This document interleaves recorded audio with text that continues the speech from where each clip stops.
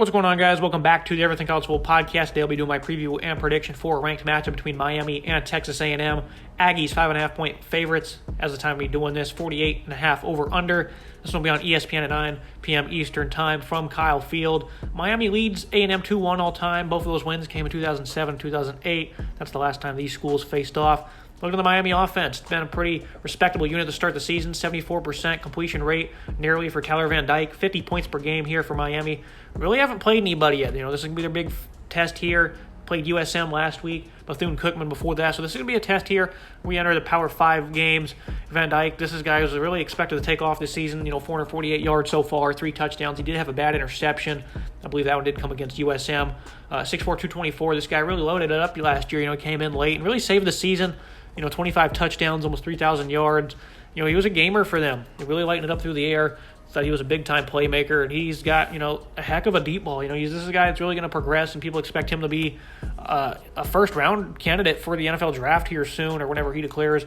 Tyler Van Dyke, big opportunity for him to shine in Kyle Field. The running game has really been the biggest part of this football team. 9 total touchdowns in 2 games, 482 yards. That's about 241 per contest.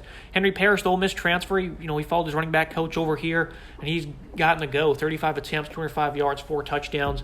Thad Franklin right behind him with 135 and 3 scores. This is a pretty deep backfield. Jalen Knighton's only played in 1 game and only got 5 touches. I'm not sure what his status is, but I'm not really too worried about it because I do like Parrish. This is a good slasher.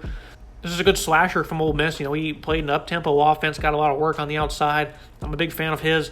Knighton, he did have those 5 attempts on the year here against USM, so I do believe he was a little beat up, and now he's back to being healthy. So I do like this backfield. It has some deep options.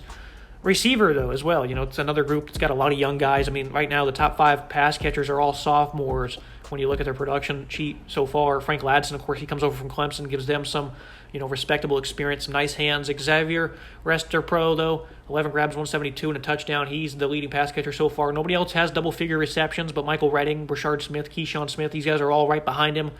It's going to be interesting to see who breaks out because now that we enter Power 5 play, Will Mallory as well, a senior tight end, only has 2 grabs. Now that we're starting to play the big games, who's going to step up? When you play lower-level competition like that, it's a great opportunity to get a lot of guys on the field, a lot of different players, get some reps. So now we're going to be into the thick of things. We're really going to find out who is going to get the go. I'm expecting Keyshawn Smith to be one of those guys that really steps up and kind of takes the reins of this offense at wide receiver. He was one of their best players last year. It's just, overall, I think this is a pretty deep Miami offense in terms of skill positions. It'll be interesting to see if they can really take the top off like they did last year. I think Restapro, he certainly can bring that to the table. Jacoby George, I don't believe he's played yet this year. He's one of those vertical guys that can really stretch it for them as well. Charleston Rambo last year, that's what he did. He was a lot of speed. They don't have him anymore. I think overall this is a deep offense at running back and wide receiver. Big test for the offensive line, though. This is a group that's really struggled over the past couple of years. Zion Nelson, of course, he's one of the nation's best from his tackle position. But then you got guys like Jalen Rivers, Ja'Kai Clark. It's a pretty young unit in certain areas. Some of these guys in terms of eligibility aren't all that young, but in terms of playing experience, I'd say they are. So we'll see what happens on the O-line because they're facing a tough challenge in A&M. Obviously, they're still reloading from their losses last year, but they have a lot of size and a lot of talent. They can really step up at any moment. So I think Miami, their offense, the game plan here is, I think, really just going to be a balanced attack. That's really, I think, where they want to be. Mario Cristobal, of course, he's going to want to run the ball and be successful doing that. We'll see if they add a little tempo in here on the road. It's not really his style, but, knowing Henry Parrish, he can certainly carry the load doing that. If that's the best way for him to thrive, and I think they should certainly try to exploit that. So we'll see what happens on the running game side of things. Van Dyke, big opportunity for him to shine here on the road versus an SEC opponent. Plenty of scouts should be in attendance for this one. Looking at the Texas A&M offense, it's been a complete disaster so far. 22.5 points per game. Through the first 2 games, only 9 first downs versus App State. And that's a defense that gave up 60-plus points the week prior. That's just, I don't know what to say. That's just laughable, really. Haynes King, he's really not been that great. I thought Max Johnson should have got the start in the offseason when I was making my predictions. He didn't. Haynes King was given the keys to the offense. He's not been great. 3 touchdowns, 2 picks, complete about 65%, 461. This offense just does not seem to be really clicking with his guidance. Only 97 yards against App State on 13 completions. That's about, an average of 5 yards per attempt. That's not great. King, so far he's not really been a great decision maker. Remember last year he only had 1 start, or 2 starts rather, got hurt early in that Colorado game, but his first start of the year he had 3 picks against Kansas State. So King so far he's not been very impressive. He's got, kind of a dual threat mindset to him, though. He can certainly make plays out of the pocket, and that's some things 14 carries, 58 yards. That's one thing they're really going to look to get going. But I think more importantly, the running game. This offense is not built to struggle to run the football like this. This is embarrassing. 99.5 yards per game. They've played Sam Houston State and then Appalachian State. I don't really know what to say because this has just not been great for them. 110 against Sam Houston State. They were at 89 against App State. I mean, this is a big, nasty O-line. It's a very young unit. That's why when I talked about the Aggies, I said that 2023 is going to be big for them. It's going to allow this entire unit to really develop on both sides. And right now, they're just disappointing. Ruben Fathery, Leighton Robinson, these guys are veterans. Well, they're not really veterans, but, they're back after being pretty impressive last year. So that right side should be the way they look to run the ball. Trey Zunn, he's a nice physical guy that I really like at left tackle. He's a redshirt freshman. He's very young. Ogunbai as well, a redshirt sophomore. They need to get better production on these guys. They got a redshirt freshman at center. So, obviously some struggles were anticipated, but not so much against, grinding opponents because this is their strong suit. This is what they should be doing. They were doing it last year. So I don't really understand why they're struggling so much, especially when you have a guy like Devon A-Chain in the backfield who's got plenty of speed. You don't need to have massive holes for this guy to get going. One of the touchdowns they had against the Mountaineers was a kick return where he broke a tackle or two, shook a few guys off. It was a very impressive run, but so far 3.86 yards per carry. That's not good work one bit. And I do expect him to kind of get back to doing a little bit better on the ground this game. Miami's D-line's a very tough matchup for a struggling O-line. It's not great. I do think they'll be a little bit better. I think this will be their best rushing performance up until this season, up until now. Which is not really saying much. So, 120 yards would be their best rushing performance. So I do expect them to be much better. I think they'll be progressing as the season goes on. But right now, it certainly kind of feels like we're in panic mode. At wide receiver, Nia Smith, we knew about him. 10 grabs, 185 yards, 2 touchdowns. He can really take the top off your defense. But after that, coming into the year, who's going to step up? Right now, it's been Evan Stewart, the 5-star freshman. He's also got 10 receptions for 105 yards. And then after that, Chris Marshall, Keith Brown. They both have 4 receptions each. Chase Lane, he's there as well, 2 grabs. Kind of a mixed bag with this receiving core. Not a lot of experience, not a lot of returning production, so it's really going to be up to these young guys, and they're facing a pretty good secondary. There's some young safeties from Miami, so it's going to be young on young really in this game, but Nia Smith, it'll be interesting to see what they do with him because he's like the only guy here that's a veteran. I don't see really any juniors outside of maybe Chase Lane.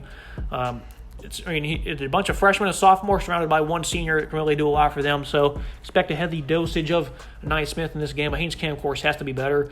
And, really just to cap things off, offensive line in the running game, they have to start producing or, they're going to lose games like this on a weekend basis when they really shouldn't be. Looking at the Miami defense, been a pretty good start to the year for the Hurricanes.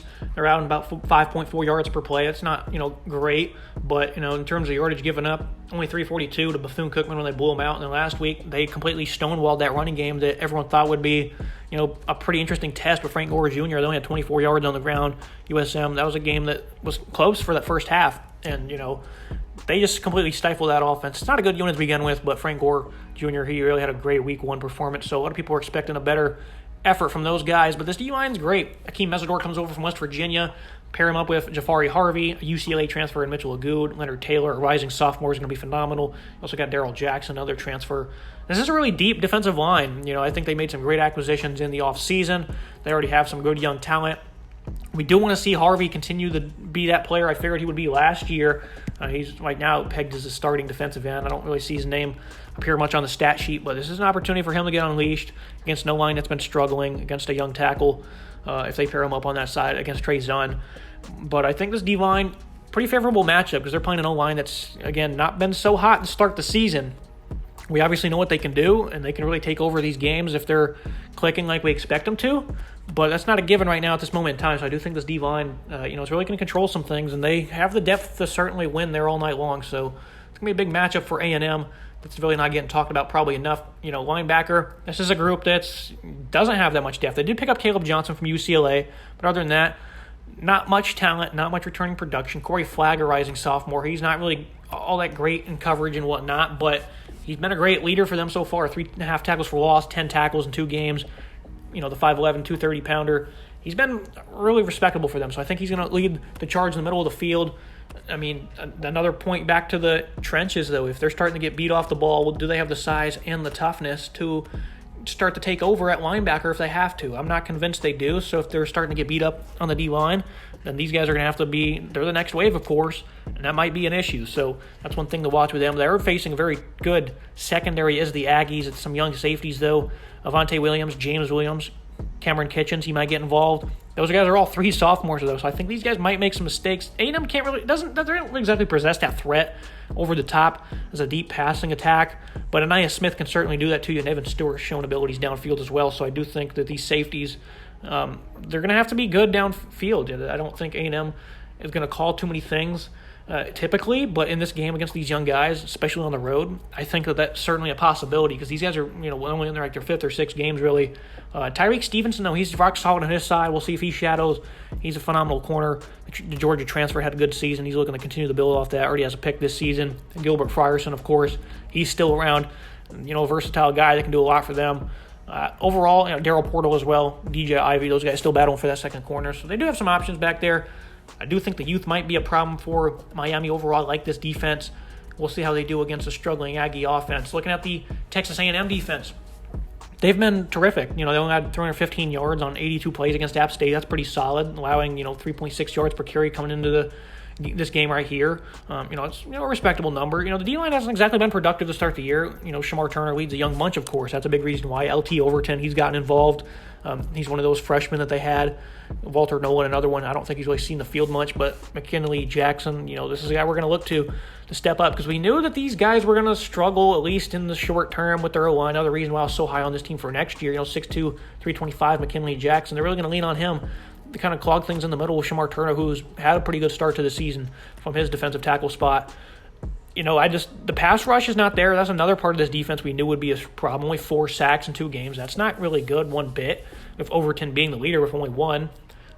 So we're going to have to need to see more out of this D-line. Shamar Stewart has gotten involved a little bit. I don't really know.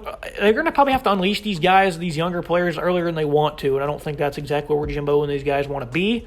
But I think that's kind of their best option right now because these guys can certainly play. But, again, the production's been against not great opponents. Pretty embarrassing. Only 10 tackles for loss in those 2 games. They're just not getting into the backfield like we consistently should be. I do like Chris Russell and Edgar and Cooper, a linebacker. Russell ended up getting that second starting spot in the middle next to Cooper, who was an all-conference player last year. A very respectable duo right there in the middle for the Aggies. They're more than serviceable, I would say, so they can certainly clean up if they have to. Incredibly talented secondary, though. Damani Richardson and Antonio Johnson, 2 of the leaders in the back end, off to hot starts this year, mixed with a handful of young guys. Jalen Jones looks like he's lost his corner spot. Brian George, those 2 are still battling. Tyreek Chappell, though, on the other side, he's still a sophomore. No real tough matchup here, I would say. I don't think they're going to put him in too many tough situations. But he's still young, but he's a rising player, a rising star on this defense. He can really do good things for them. He's already got 2 pass breakups to start the year, with 5 stops as well. So I do think that the Aggies' defense, even though they do have their problems on the defensive line, at least for the short term, I think they're certainly going to still be a game-wrecking crew. And they're facing an offensive line, especially on the interior. It's pretty young, and it's been disappointing. I do think Zion Nelson's probably going to hold up pretty well. I don't expect them to really challenge too much off his edge. I do think they'll have to blitz these linebackers a good bit if they're putting 3rd and shorts and whatnot, because I don't expect the pass rush to really be there much early on in this season. Looking at team comparisons, Tyler Van Dyke, I think it's pretty easy that he gets the nod there at quarterback. Running backs, the Aggies, even though Miami, they're pretty deep there. I like Devon A-Chain, Amari Daniels, he's pretty solid as well. He really hasn't gotten on the field much. But LJ Johnson as well, they're pretty deep. They're a lot younger, but A-Chain, I think he's the best running back on the field for both of these teams when he's given the abilities to show his talents when his O-line shows up. Pass catchers, neither group really stands out to you, but Miami, I'd say they have more depth at this moment in time. They got more proven playmakers because a lot of those guys got involved last year. And the same can't really be said about the Aggies. Your second best receiver right now is a true freshman. Offensive line, the Aggies, they've obviously really disappointed. Same with the D-line, but I still think they have the edge here. I might flip that to Miami, though, on the D-line. Just, I don't know. I think in terms of depth, both of them really good. I'm going to call that even at the defensive line because I think, obviously, long-term, Aggies are going to do great, but I do love some of the additions they made Miami. We'll see if those guys can get unleashed and, kind of perform better in this contest. Linebacker, I do think A&M clearly has that edge there. I like Cooper. Russell is a senior stepping up. And then the secondary, Miami, they got some young guys that are going to be great.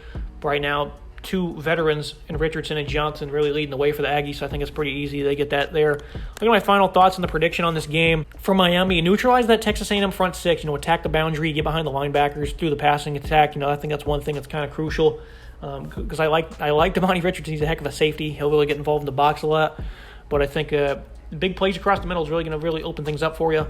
Get the ground game going for A&M. it's been laughable how poor it's been. Find a pass rush as well, but I think that's their identity is running the football. It's not going to make whoever quarterback is. It's not going to make their life any easier if they can't run the ball. They should have no problems. They're big. They're nasty. Obviously, they're still young, but the right side really should be leading the way here. And then find a pass rush. If not, I think they'll be pretty solid in third and longs and whatnot, but trying to live in that situation all game long, trying to bank on being in 3rd and 10 on defense all game long is not really a situation I want to be in. But they do need to find a pass rush. Probably going to have to blitz those linebackers a little bit. It might expose you underneath, though, so that's certainly a problem. And Van Dyke, he's calm and cool. So I think Texas A&M, 23-17, I think they're going to win this game. I think for Miami, the young safeties, the two Williams and maybe even Kitchens, a few mistakes downfield. I think Smith and Stewart will kind of expose those guys. Play action, I think, will certainly be helpful because I do think that the A&M running game bounces back. I don't expect 300 yards or anything, but I do think this will be maybe a 150-yard game. They'll be a little bit better, I think. They got a tough matchup, of course, but I think Jimbo's really going to get things going here because they should be a lot better. And Miami in 3rd and long, though, like I said, it's going to favor the secondary. So I do think that those are some of the keys for A&M to watch. I think that's why they'll win this game. I think it's a lot different game than I thought a couple weeks ago coming into the year of how poor A&M's been. So I do think this will be a closer one, 23-17. Should be a good one on ESPN. Make sure you guys subscribe, comment. See you next time.